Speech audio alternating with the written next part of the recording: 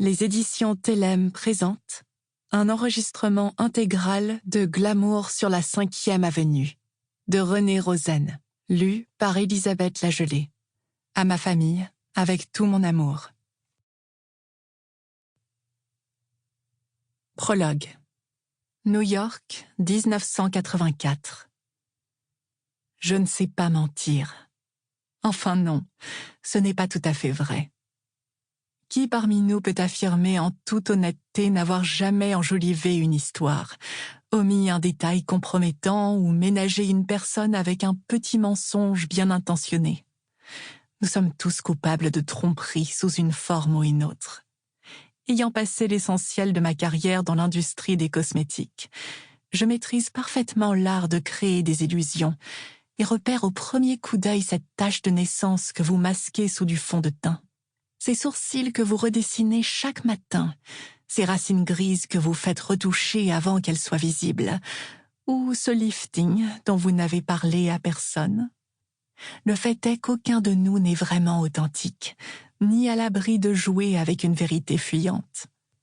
Mais il nous revient de déterminer jusqu'où nous sommes prêts à aller, et quelles limites nous refusons de franchir.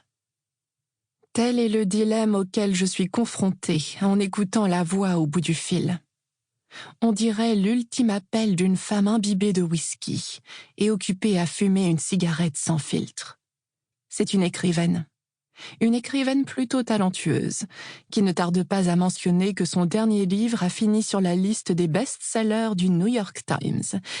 Ainsi qu'elle me l'explique, elle fait des recherches afin de nourrir la biographie qu'elle a commencé à rédiger sur une de mes amies.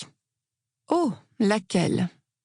Dans ma tête, je fais tourner mon Rolodex en pensant aux différents acteurs, artistes et hommes d'affaires de ma connaissance.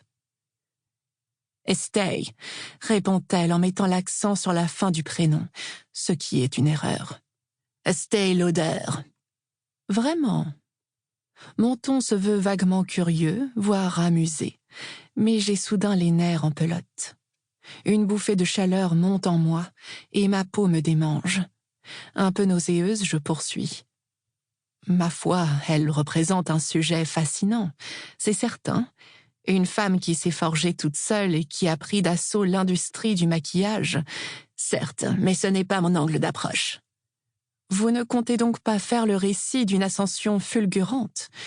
Pas exactement, dit mon interlocutrice, en partant d'un rire qui me tord le ventre. En fait, je crois qu'il vaudrait mieux qu'on se rencontre. Elle me donne l'impression Sample complete. Ready to continue?